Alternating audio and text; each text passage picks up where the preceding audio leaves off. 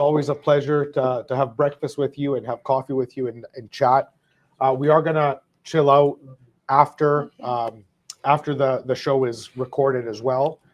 So this is the third show that we've done live. This started in COVID. Brunch with REC started in COVID as a response to us not being able to see people. So it happened the very first month in COVID when we were told to shut down. We're like, okay, we're going to shut down, but we still need to talk to our people. How do we do that? And this is how we did it. So both Jazz and I would be at home having breakfast and sharing with our entire client database of about 12,000 people our thoughts on the market and how things were evolving and everything else. So this year, for the first time, we thought it was time to actually bring you into our world, where that's why you're watching us prep for a show, but like this is our life. So there is no show. What we talk about today's, for example, the first time ever that we're going to speak from a residential real estate perspective, meaning that we have 50 agents. These two are our top two, actually, that average 50 to 60 transactions a year in residential real estate. I'm a commercial broker. Our team is known for investment real estate. You come to us when you want to make money using bricks and mortar. How do you do that? That's what we do for a living. But our agents sell real estate every day to families who live in the real estate. Whole different game. That's where your lifestyle comes in. So that's what we're going to be talking about today. Stephen, tell us when we're up. We're up. We're live. So we're live. Welcome to Brunch with REC from coast to coast. My name is Simeon Papa-Elias, one of the founders of the REC, and we're happy to see you again. If you're a very first REC bruncher, you are going to see us talk about the market, of course, and really analyze what's happening out on the street. Today I have with me Brooke Hicks and Angelo Persico, both agents on my team that actually transact anywhere between 40 to 70 transactions per year. They've been with me 4 years, and they are absolute top performers in their respective markets. Wow. Thank you. To put this lightly, first of all, foremost, welcome to you two on the show. It's your first time on REC Brunch. So what's different about today is we're going to be talking about residential real estate. It is spring. The market has been suppressed for almost 2 years using interest rates to stuff the market down, to bring inflation under control, and really stop economic activity. That was the government's objective. I think they've really succeeded in crushing people over the last 2 years to the point where I think it's way over the top at this point. But their fear is that the minute they let off the pedal, activity is going to go spiking through the roof, creating the same scenario. And I do feel that they're right in that. So if they do let the interest rates down too fast, they are going to create, unfortunately, the same environment because there's too much pent-up demand. But we'll talk about that. Angelo, I'm going to start with you. Please tell me the market that you've mastered. I know you're mostly on the east end of the city, or you have been. Where's your practice now?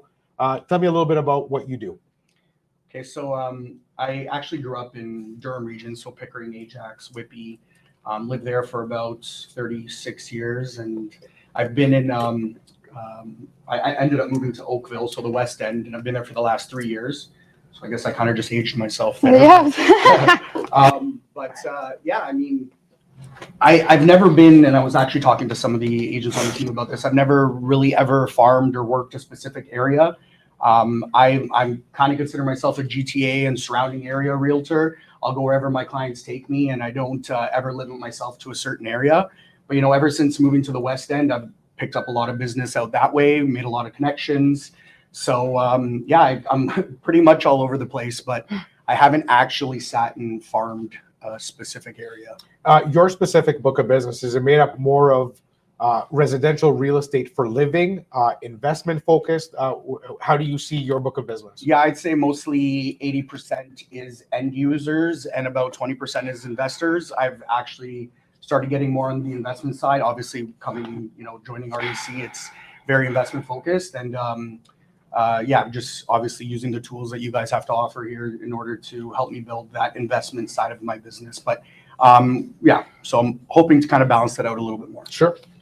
Brooke, same thing. If you want to just tell me a little bit about where you're at and how you came to be. Yeah. So unlike Angela, I've been in Oakville my whole life. And so I've built my business around where I live. I stay pretty specific in the areas that I work in. I grew up in Oakville and then bought my first home in Hamilton. And Hamilton is a place where first-time buyers can get in the market, especially growing up in Halton. I then went on to build my own real estate portfolio with the market increases, using equity to then buy myself investment properties. So I own properties in Hamilton and then moved on to owning in Burlington as well. So I'd say a lot of my business comes from buyers that want to do the same thing as me. So want to buy at an affordable, people buy payment at the end of the day. So they buy and people buy payment. Let's break that down quickly. Is that exactly like a car? Yeah. So you walk into the dealership, nobody looks at the actual price of the car. They're like, what's it cost me a month? Right, Okay. right. Because if you're finding that in real estate. Yeah, if you say a house is 700,000, 800, what does that mean, right? Because if you're amortizing it over 25, 30 years, what does it essentially mean? You break it down to, can I afford this per month, essentially? And that makes it either affordable or not affordable. And that's why in the COVID peak, when that $700,000 house was $1 million, people were still buying it because the interest rate was so low and it made the monthly payment affordable, right? $1 million didn't mean anything versus 700,000 at the time. It meant something to a payment.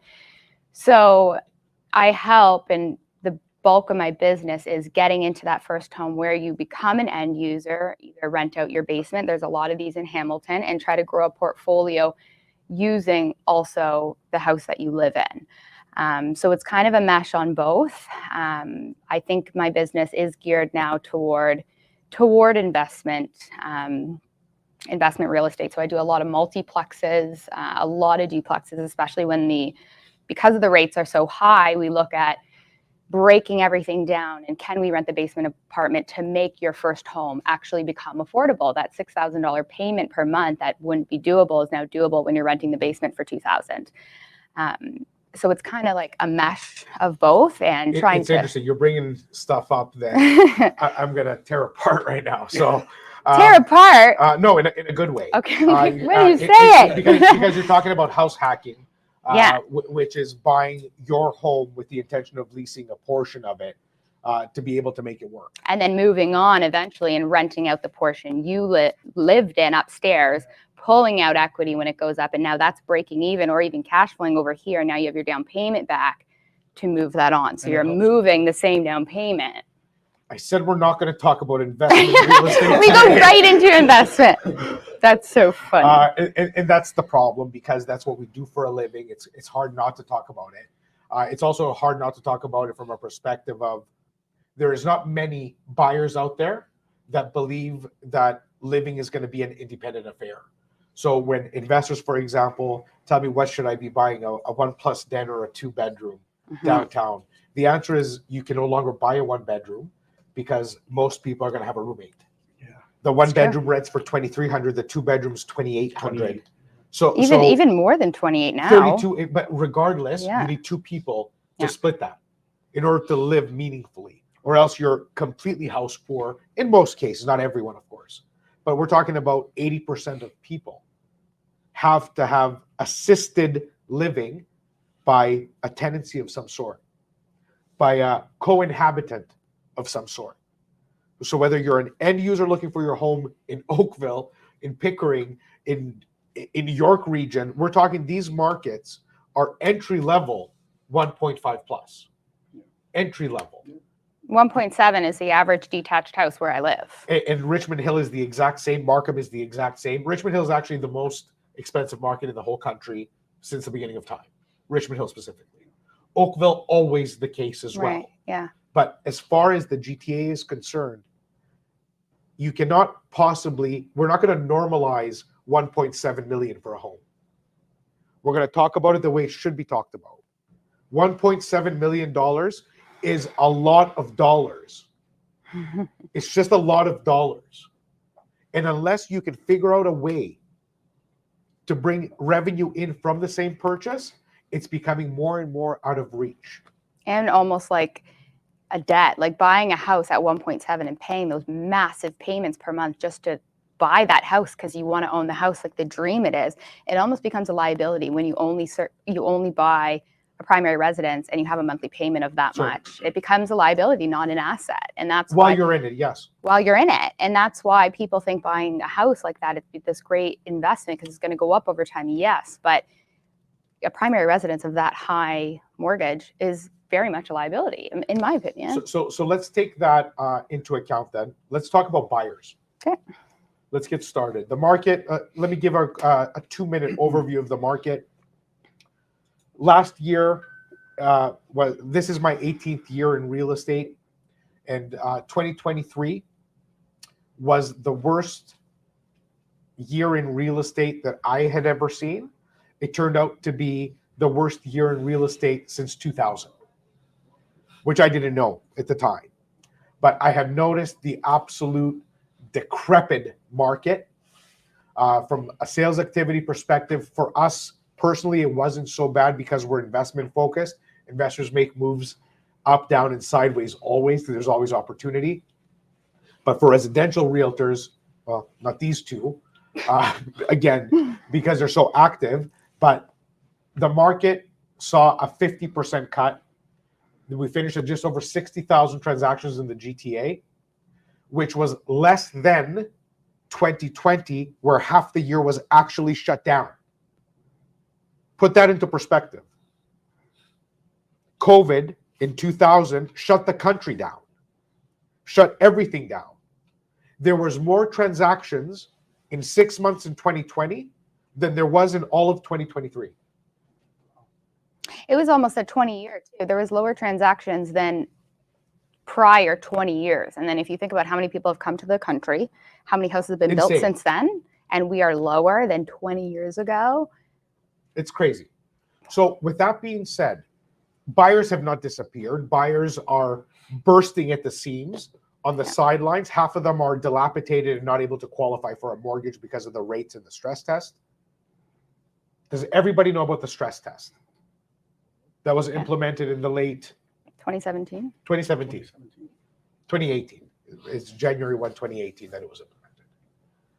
After the Ontario Fair Housing Plan was implemented. So buyers not only have to adhere to or live with rates in the 6s and 7s on a variable mortgage. Fixed rates have come down with the bond yields. We're in the high 4s at this point, which is amazing. I don't know if it is, but it's better than it was a year ago. But buyers right now are bursting at the seams because they're renting out crap housing for record prices all over the city. Yeah. A basement is going for $2,500 and $2,800. What are we talking about here? What quality of life does that provide? It doesn't. So we have more buyers than we know what to do with. We're still not seeing listings on the market anywhere near what we need, and we're seeing the return of multiple offers. Let's try to make sense out of those two statements. So the market is not screaming hot. I don't want anybody to be confused by this. The market is so confused that I believe we can put some actual order and sense into what's happening right now. Mm-hmm. Let's talk about yesterday. What happened to you yesterday? What were you working on yesterday? For real. Both start anywhere. Yesterday I was doing another podcast, but the day before that I was in multiple offers on a property in Hamilton. It wasn't even listed for multiples because usually we'll list below market value, trying to stir up a a bidding war on an offer date. This was actually priced at fair market value, and it still received multiple Give me offers. specifics on it. Yeah, so it was listed at 724. It was a duplex. It had a legal duplex. It had a basement apartment, but again, wasn't legal. Could still easily get, rent out each. What does this house look like? So it's a 2.5 story in Hamilton, detached. It was pretty nice. I mean, for a rental property, I mean, the finishes were nice. It was in pretty good shape. 3-bedroom. You're a listing broker or buyer broker? Buyer broker. So is your buyer an end user that's going to live there? Investor. Investor. Okay, go. And that's exactly what he was purchasing it for. So listed at 724.9. They ended up receiving, so we actually submitted the first offer. That kind of triggered the frenzy, and another offer came in a few hours later. And then when I woke up in the morning, there was another offer there. They were presenting at like 9 a.m. and it went over asking. The home was 80 plus years old. The buyer that ended up succeeding, it was not my buyers, and it's because I advised them not to proceed with it. It went way over and above what I believed the home was worth. And not only that, the winning offer had no home inspection, 100-year-old home. I would have never recommended that. So so I don't want to skip over these details. That's what today's REC brunch is about this. Yeah. So break down what you just said in 2 sentences into the meat and potatoes for somebody to understand what happened. So you are representing an investor. It could have been an end user, all the same. You're representing an investor. It's listed at 724. You said it went over asking. Yes. What we're famous for is what my mentor and late business partner is famous for. Rest in peace, Simon. Is he would make an entire room scream out the top of their lungs that asking price is irrelevant, because market price is what matters. Exactly. Asking price could be $1, $5.99. It doesn't matter if it's going to go for $8.50. $8.50 is what matters. So asking price is irrelevant. They priced it at 724. They got the attention that they needed. But that was market price. That was market value. But that's your take on it. Yeah. True. And that's the difference between us. Correct. Meaning that there are people who can peg market value better than others. There are people who give advice better than others, and there are people who protect their clients better than others. Because in the statements that you made, you said, A, there was no home inspection, and B, I would never pay that much for that home because you know that market better than other people. Right.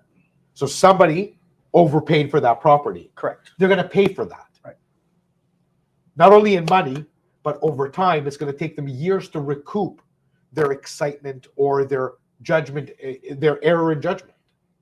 Tell me how you make those decisions. So if somebody in our audience says, I want to get a house in Durham, I want to use Angelo. I want to use Brooke. How do you break down your decisions? Why would somebody trust your word? How do you make those decisions? I mean, I think it comes with, like some credibility, of course, of, done a lot of transactions in those areas. And I mean, it's all about studying the market and knowing your market and, providing a proper CMA when you're going to a listing. What's a CMA? It's, basically doing your comparables of the home itself and showing them what's sold in the neighborhood and basically breaking down what what their home is worth. So you have to provide that to them so that, they do see that. And when you're representing them on the buyer side, you pretty much do the same thing, but just show them comparables, what you believe the home to be worth, and then kind of set a number or a value on every single property. And I always advise my clients, like, if this is your number and this is what you're going to feel comfortable with, we don't go over and above. I'm never going to force my clients to purchase something if they're going to feel uncomfortable about it or have buyer's remorse the next day. So that's kind of how I operate my business. And I think that's kind of the best way to go about Before it. I move on to Brooke, because I'm going down the same path with you, I want to dissect your last deal. Where is your client at today walking away from that property without the property? Yep. First and foremost, how much did the property sell for? It's conditional on financing, so we don't have an exact price yet. But what are you thinking? The agent told me it didn't go crazy. It didn't start with an 8, but I'm thinking So 775. 775. I'm thinking in the 775 range. So do you feel great that your client walked away, or that you told your client to walk away? I do feel good about it. And they do too. And they trust me. We've done many deals together. This will actually be our 5th deal together in the last 2 years. So I know they do trust my opinion and judgment. And there are other opportunities out there. And what I tell them, if this wasn't the one, it wasn't meant to be, and we're going to find something even better. So well, it's a lot easier to speak to that with an investor who is driven by numbers, dollars and dollars. It's a lot easier. If it was an end user, it wouldn't be that easy. Sure.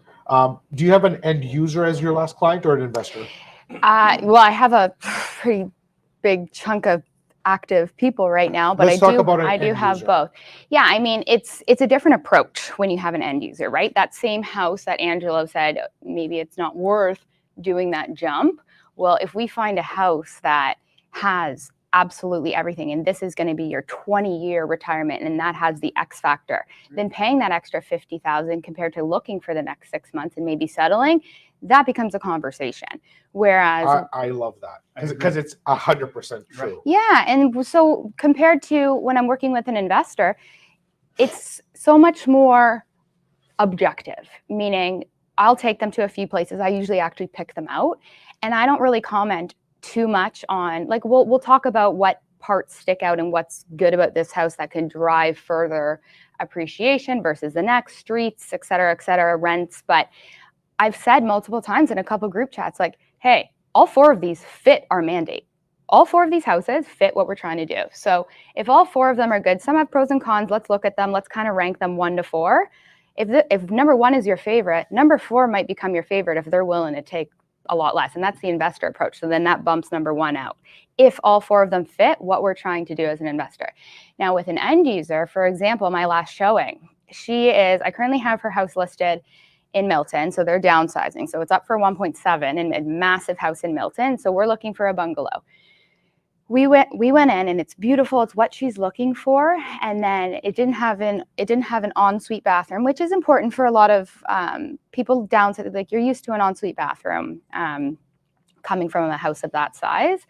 There was 2 bedrooms upstairs and 2 bedrooms downstairs. It's just her and her husband. So I'm saying, well, if we use the 2nd bedroom to make a big walk-in closet and ensuite bathroom, yes, that's going to affect resale because now you only have 1 bedroom upstairs. But this is your retirement, and you're living here for 20 years. So get this out of your head of your resale in 20 years because you are going to live out your life in this house.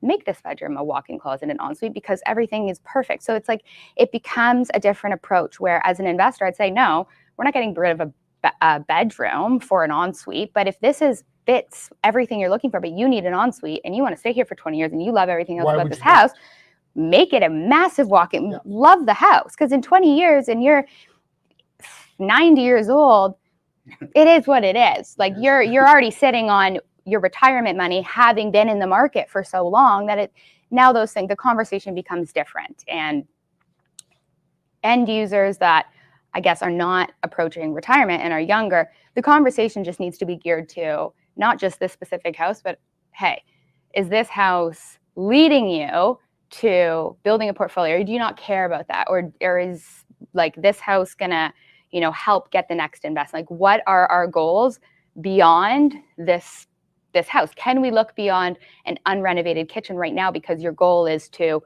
build that up and invest in 4 seconds? Like it needs to be, you need to know your clients so well to be able to service them. And then obviously knowing the markets you're in. And that's why I'm pretty specific on my markets, because if somebody says, what is this going to sell for? I'm usually pretty close. And if I know my client well enough and I know their goals, then we can tailor things to them. Well, you better be if you're going to be on this team. Enough about buyers. I want to move on to sellers. Actually, I do have one last thing about buyers. Have you and are you dealing with any of the new wave of Canadians into the country? Ukrainians, Southeast Asia, Africa are the top 3 demographics coming into the country. Specifically, Southern Africa, Nigeria, etc. Ukraine, lots of displaced people have chosen to come here and bring money here. I'm not talking about refugees. I'm talking about immigrants. And lastly, Southeast Asia, tons from Southeast Asia, multiple countries, India, Sri Lanka, etc. Mhm. Are you seeing any of those people fall into your nets? And if so, how are you servicing? How are you breaking down the economy here to make sense to people who have never seen anything like it? Do you have any experience with it? Well, a lot of people come. Since I work with a lot of investors, I end up listing the property that we buy for lease. That's a service I provide that's completely free once we buy an investment property. So a lot of the applications at first, when they first get here, are people from You say them from the leases. from the leasing side. And like my personal podcast, I get a lot of replies from people that have come here that are confused, especially in the GTA. And to break it down, you kind of have to look at the GTA as why it's so expensive and why it's so unaffordable compared to, like, look at the States, for example. Ohio. Right. Canada has so much land and our cities are so dense. And then you travel outside of the cities and there's not enough infrastructure to support these little sub-cities that would allow for cheaper pricing. Like the States is completely developed. So you travel 20 minutes, you're in your own little sub-city. Whereas here, you need to kind of be close to the infrastructure and the jobs. And because there's too many people coming to these dense areas and everywhere else is just land and farm country in Canada, that's what's making the prices go crazy. Then you look at New Brunswick, Nova Scotia, where things become affordable. So people say Canada's not affordable. Look at the major cities of Canada. We're an affordable country. It's just the GTA and Vancouver and, Calgary's getting up there. But it's funny. We were sitting for coffee a few minutes ago when we were just in the lounge area, and I was speaking to Mo about exactly that. We're talking like what's going to happen, interest rates, this, that, and the other. And I said, the only thing I absolutely despise about this country's policy making is the fact that the federal government punishes the entire country for the sins of the GTA in Vancouver. Yeah, and I have something to say about that quickly. So interest rates, part of the inflation reading, which is crazy, is mortgage interest, right? So Which shouldn't even be in there. It's the biggest driver, and it's the highest one, right? So as mortgage interest goes up, so does our inflation. So it's like it's a double-edged sword. Well, rates are up, rents are up. So the investor or anybody holding a property that has to pay double what they were paying for it cannot simply remain flat on rents or be under legislation suppressing rents, such as rental control. Because now you've created an environment where you are destroying the investor who is providing the critical housing you need. Exactly. There's a lot wrong in this country's policy making. The biggest one being exactly what I just mentioned, that the entire country has to suffer for the sins of Vancouver and Toronto, which have been systematically abused by every single politician who's run it. Doug Ford, I'm a fan of Doug Ford, not for his scandals, not for his wrongdoing, but all the things he's done right, which is more than anyone else. Not because I like Doug Ford for Doug Ford, but from a leadership perspective, he's done more for housing than anyone before him. Period. Well, like look at the major cities of the world, okay? London, New York City. We're not. Finish the sentence. Yeah. Olivia Chow comes in now, which again, I have nothing against the woman. Do whatever you need to do, but raising now land transfer tax, not like having the Toronto land transfer tax as a mainstay that they all depend on. So it's never going to be abolished. It was supposed to be a temporary thing. Right. Instead, property taxes went up more. So when we talk about affordability in Toronto, 25% of the cost of a new condominium or a new home in Toronto goes to the government. Any tier, pick a tier. Yeah. Closing costs, 80-90% more than they ever used to be, all for city and government charges. So every time you turn on the TV and you hear the lies, the garbage about the housing industry being greedy, the margins have never changed for the developer. They work on a 10, 15, 20% margin, whatever it is they work on. And if they can't make that work, they're not going to build. Right. Which further exasperates the supply side. Now go to what you were saying. So any major city in the world, the people that live in that country, like let's call it London, England, most of the people will never be able to afford in London, England, or let's call it Los Angeles, like Hollywood. Like people are not in those major cities because it's unaffordable. But those countries have the infrastructure and more sub-cities where you can actually afford to live in the country and close enough to the city, whereas we don't. I think that almost contrary to that point is that property tax going up, let's call it in Kitchener and Guelph and all of that. I actually don't hate that, because if they're going up and they're trying to build more infrastructure, what do the mayors do with property tax? We need to build up these smaller cities where they become much more livable than they are, because the demand that Toronto, as a major city in the world, it'll always be there. Just like you move to England, most of the people, you're not going right downtown London. You just won't. They will always be unaffordable as a major city. You don't move to New York thinking you're buying a home. In New York City, no, right. you will buy in this sub areas, but we don't have enough of those sub areas. So we need more infrastructure. So the government taxing, adding land transfer and all this, great, okay, but are we going to see more of these cities allow for people to actually live there and be, not out in the outskirts with no transit and no. You're going to turn this into a political conversation. We're not going to do that. The whole problem here is that our governments have mismanaged tax. I don't have an issue with tax, but when we're paying 50%, well, we don't know what it's going. Totally, nothing is moving forward, and it's actually going backwards. There is a lot to be said that there is a lot broken. So if they were doing, if we knew what they were doing with it, great, but we don't. I'm not making a case for our cities doing a good job, because they're not. So, I agree. So that's that. So I do have a problem with them raising taxes because they're not fixing anything. No. They're further breaking, as a matter of fact. I'm doing a huge series on my socials. If you've never seen them, find me on socials. They're also on the REC socials, where I speak about OREA's plan on building more homes for 2024. OREA is the Ontario Real Estate Association.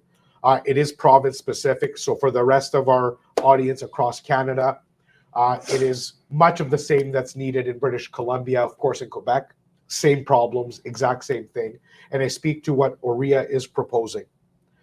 Those would be meaningful changes. 100%. Meaning stopping policy that stops building homes.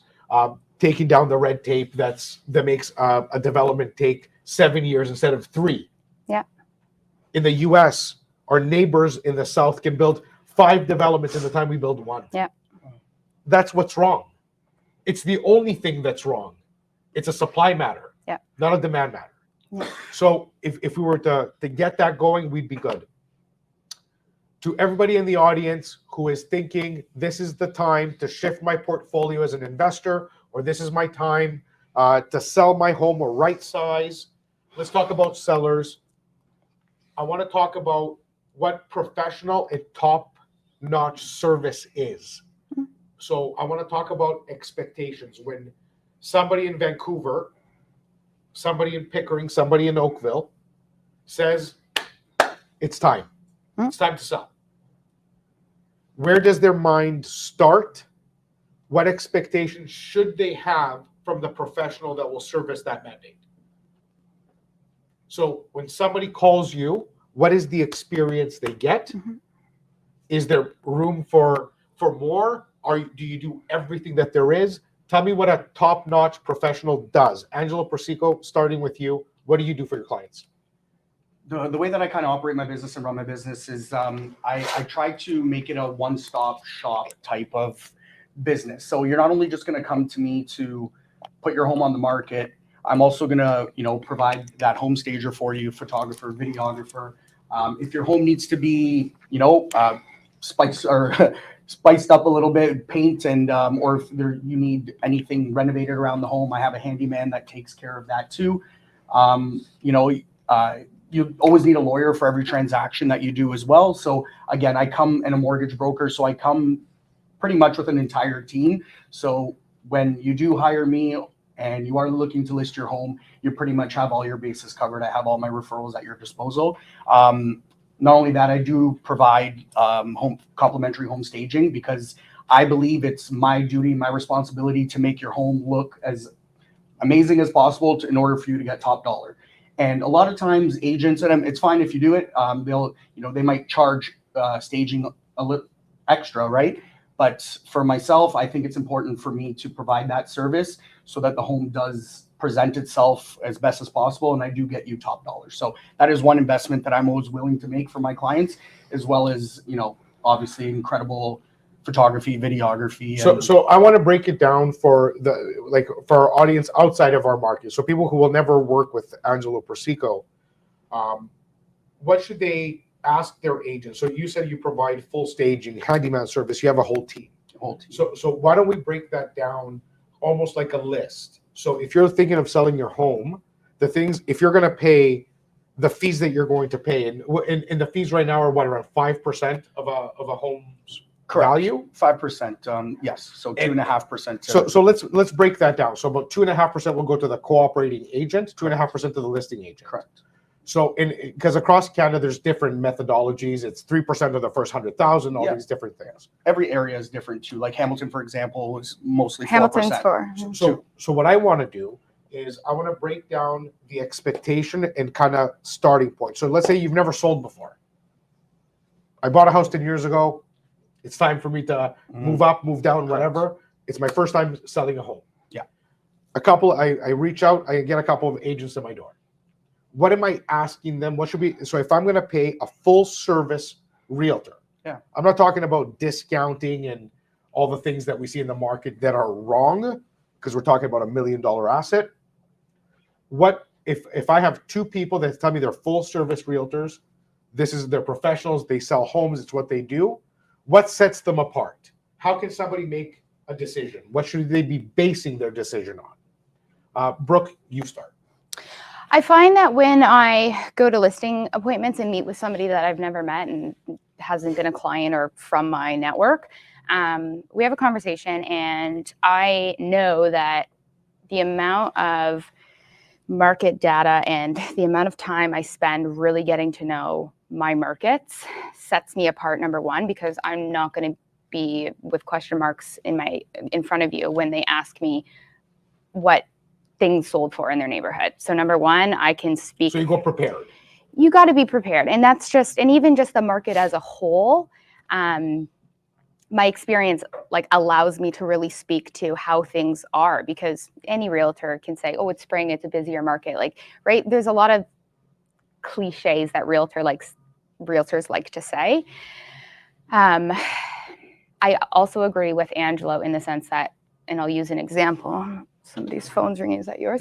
And I'll use an example. There's a complex of townhouses in Stony Creek. They've been sitting. It's a newer development. I look online at what would be my competition. There's iPhone photos. The lighting is bad. It's very builder grade and it's unstaged. Okay. There's a lot to choose from. So for a buyer wanting to buy in this complex, likely what they're going to go to is the ones that look nice online, but also the cheapest price. Because again, people buy payment. So now what we're going to do to be the one out of the 8 that actually sells is, hey, we're not going to be builder grade, but we're going to align ourselves pretty closely to what the builder grade house and bad photos look like, that we become, oh my God, I can buy this, or I can buy this for a similar price, right? So you're going to not, put in 2,000 of backsplash. So you're going to find ways to differentiate your listing. If there's 5 comparables, mine's selling, and I know that because my photos, my staging, the even just the write-ups and the feel when you walk into the house with the brochure, it's just a different experience.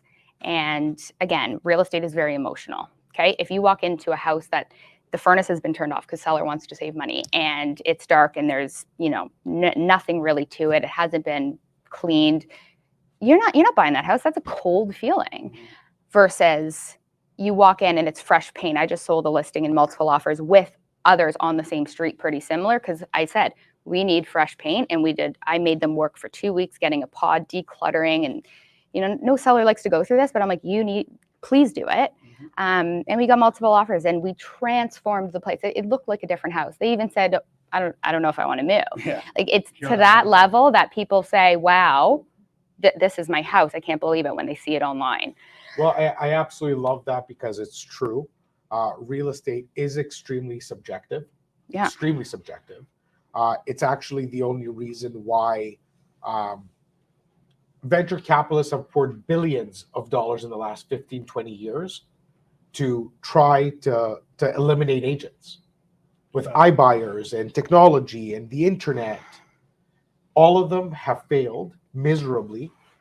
And it's not because we're so good. It's because a consumer cannot simply spend $1 million without looking at somebody's eyes and saying, Simeon, is this the right home for me? And I will look at them in the eyes and say, yes, it is the right home for you. A school teacher, a truck driver doesn't transact $1 million every day. This is a big deal to people. When they walk in and it's cold, they're done. When they walk in, but I've been boiling cinnamon with oranges in the stove all day, guess what? I did that. I only practiced residential real estate for a couple of years in the beginning of my career. But when I prepared for an open house, as you can tell, I might like food a little bit. Like, I need to feel certain things. I can sell better in a home that's warm, that smells good.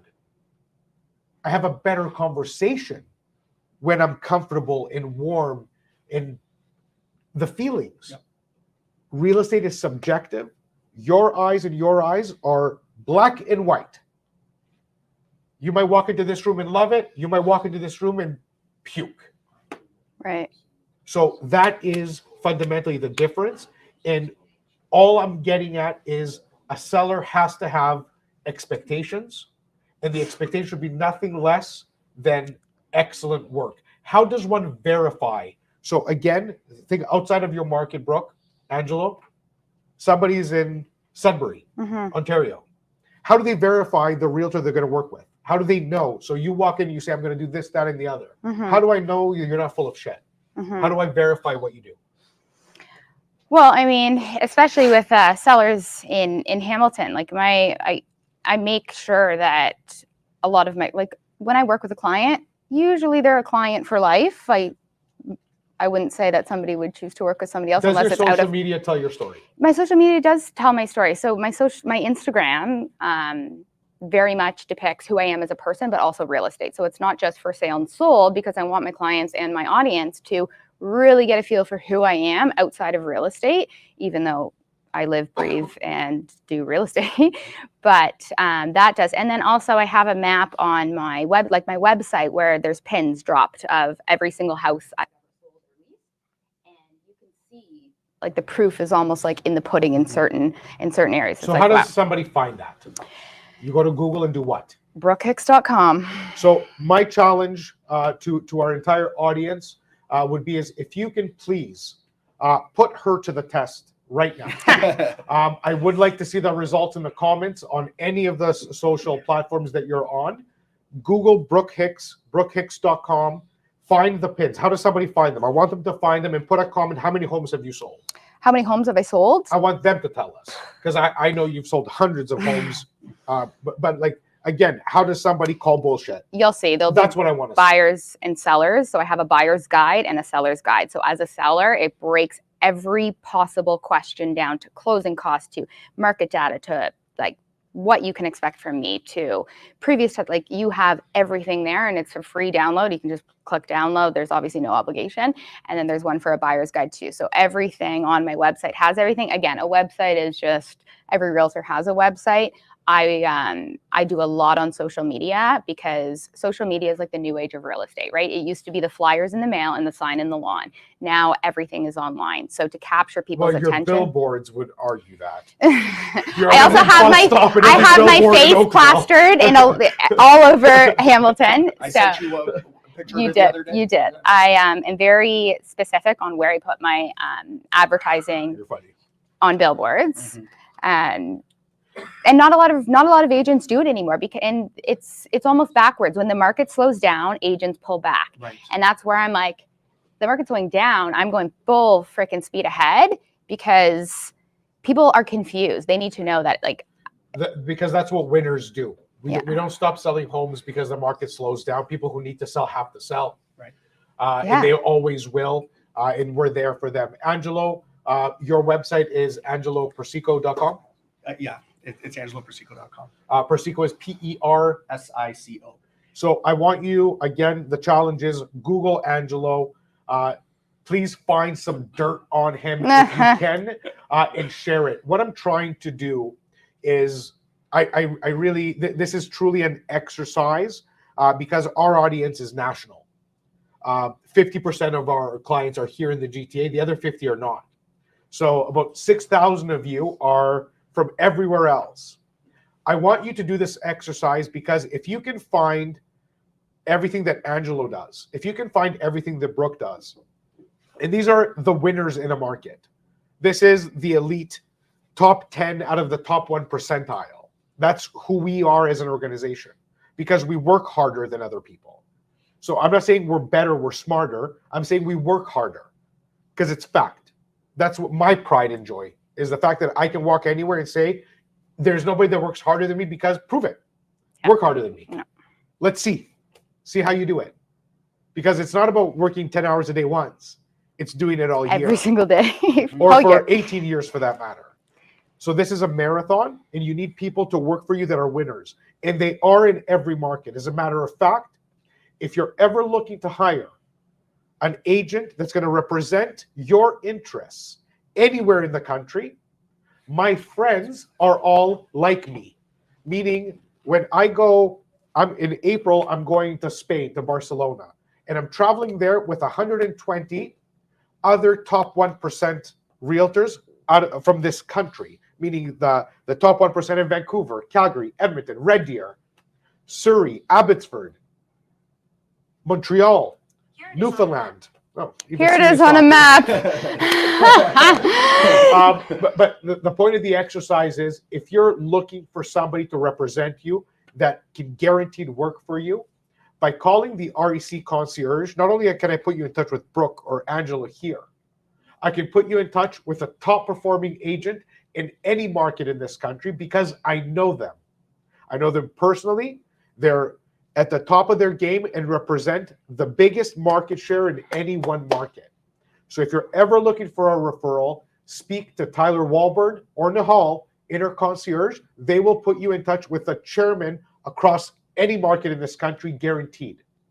And these are people that not only I vouch for, these are the people that I dine with and vacation with and educate myself from. We compare notes. What's working in Vancouver right now might be working here, might not be working here. Don't do that. So this is how we progress. Final thoughts on the market. Any advice for our REC insiders? What should they be watching out for? What's going to happen? Anything. Give me your last thoughts on shutting this thing down today. You want to go first? You can. Go. So, I mean, I've already seen since the start of the year, every single offer representing a buyer that I've submitted has gone into multiple offers except for one. So I think we're definitely headed back that way. The market is becoming more competitive. We've held rates, what is it, the last 5 times in a row? Is it 5? 4. So obviously now I think that basically represents that we've hit the bottom in pricing, would be my opinion. I don't know if you're the same thought, but I definitely am, and I think that was back in December. Right. And I think now it's the trajectory. Exactly. The trajectories. I mean, I haven't seen like a huge spike in prices yet, but I'm slowly starting to see them come up. And I think if you are a buyer, now is the time to get into the market, because as soon as that first rate drop happens, I fully expect that the market's just going to take off completely. And that's not good news. And it's not. It's not good news. It's not.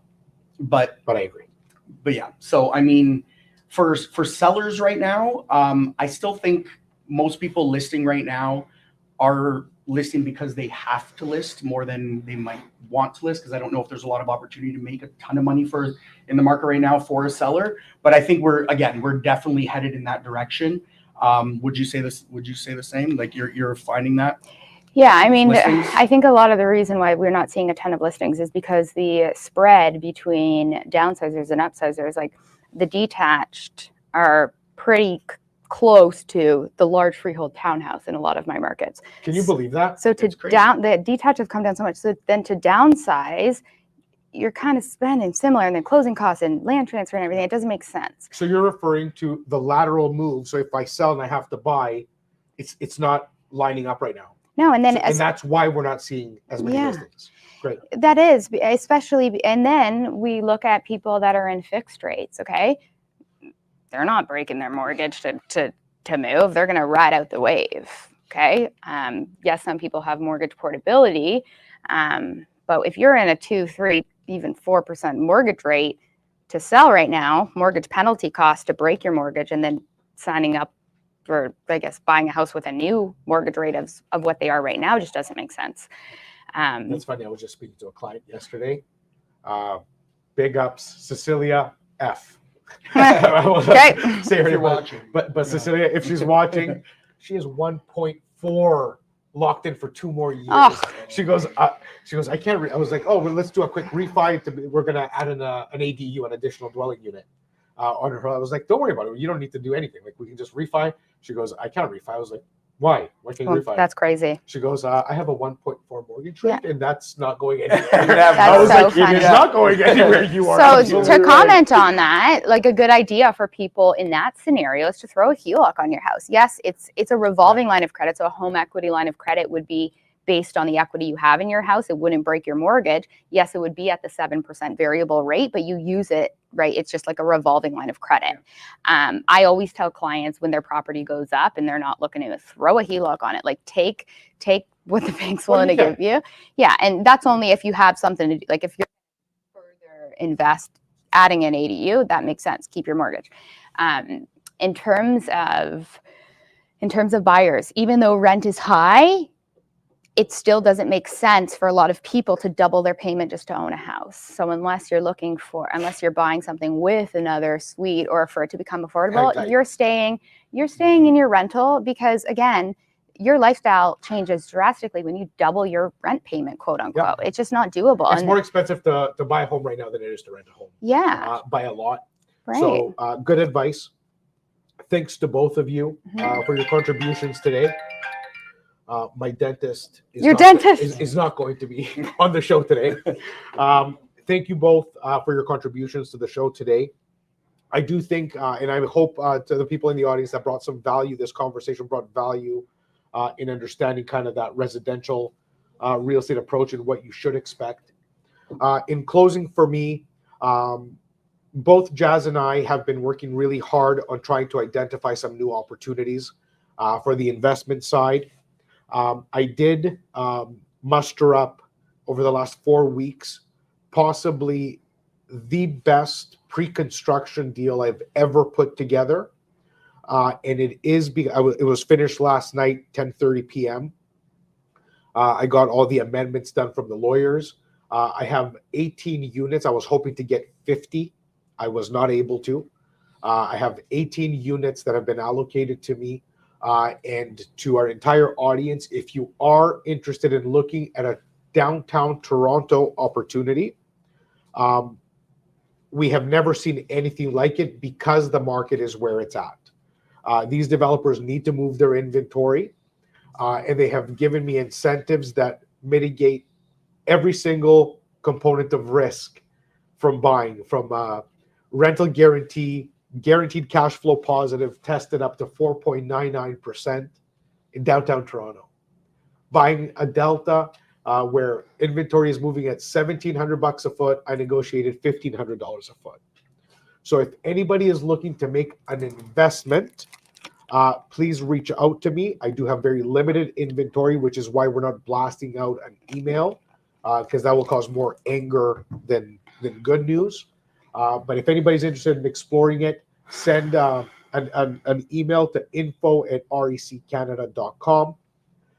To reach any of these superstars, call into the REC, email info@reccanada.com. Nehal and Tyler Walburn are always behind their screens to sort what you need do an intake call, and of course, put you in touch with Angelo or Brooke. Or both of us. We've worked listings together Yeah. often. Or you can get the Best the of both power couple worlds. of the We'll year. do it together. Yeah.